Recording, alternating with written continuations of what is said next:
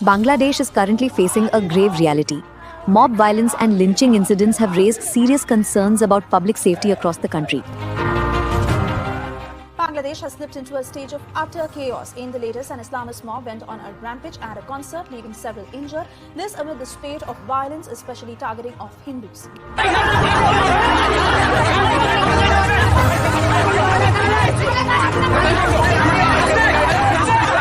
Violent clashes broke out between anti-Sheikh Hasina protesters and locals in Ghazipur.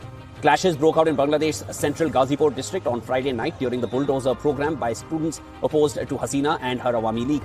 At least 15 protesters were injured in this incident.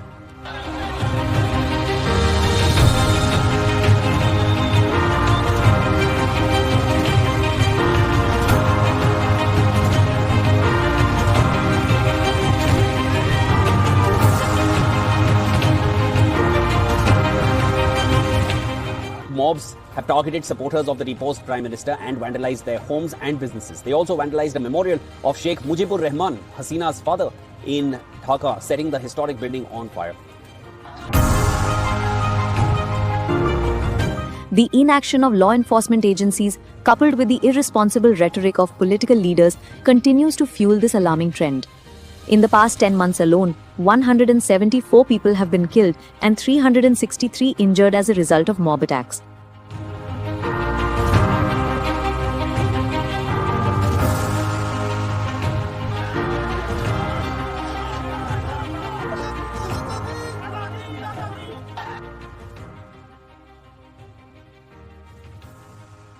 Hello everyone. Imagine walking through a crowd where anger spreads faster than facts. In just a few minutes, ordinary people can become part of something dangerous, a mob. One rumor, one accusation, or even one simple social media post suddenly can turn fear and emotion into violence. Today, I will talk about mob violence in Bangladesh and how it is often connected with another important issue, moral policing.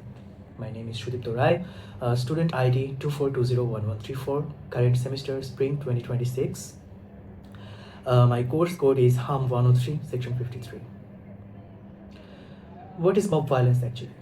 Mob violence refers to violent or aggressive actions carried out by a group of people against an individual or community without legal authority. Instead of waiting for courts or police, the crowd tries to deliver what they believe is justice. These kinds of violence may include physical assault, public humiliation, destruction of property, or even killings. Another important concept connected to mob violence is moral policing.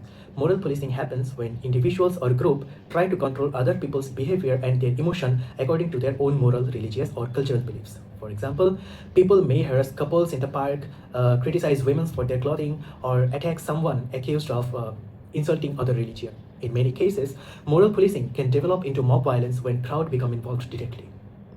Now let's talk about some of the recent examples of mob violence in Bangladesh.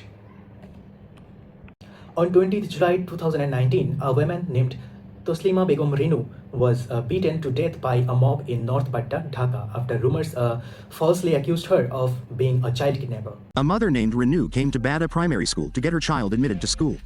The cheerful and innocent Renu probably never dreamed that her own life would end like this while trying to decide her child's future.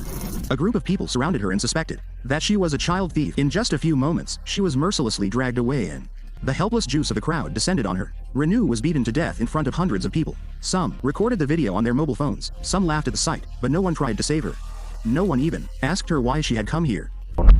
In September 2024, Tofazul Hossain was reportedly beaten by a group of students at the Dhaka University Fazlul Haq Hall.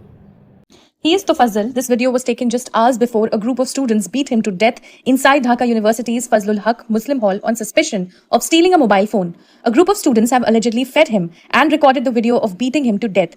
The incident happened on Wednesday, 19 September.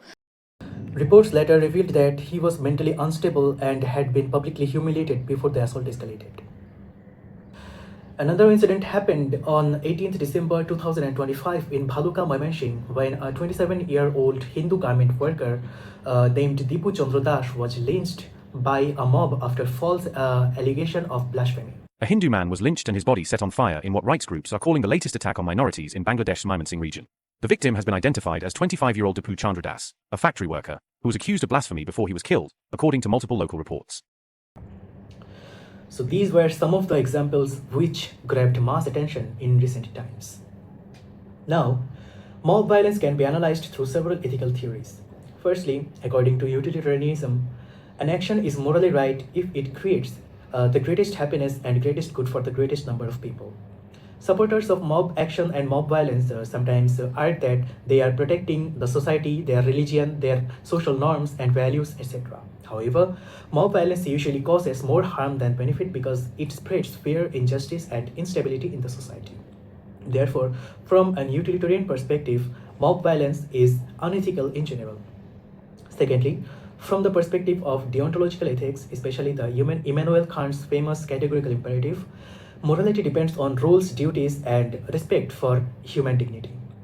Mob violence ignores legal process and treats people as objects of anger rather than human beings with rights. So deontological ethics also strongly rejects mob violence. Moral policing can also be criticized ethically because it imposes personal beliefs on others and violates individual autonomy and freedom. In conclusion, mob violence in Bangladesh is not only just a law and order issue, it is also a social and ethical crisis. It develops when emotion becomes stronger than reason and when crowds replace justice with instant punishment. At the same time, moral policing shows how society sometimes tries to control individuals through fear, shame, and violence.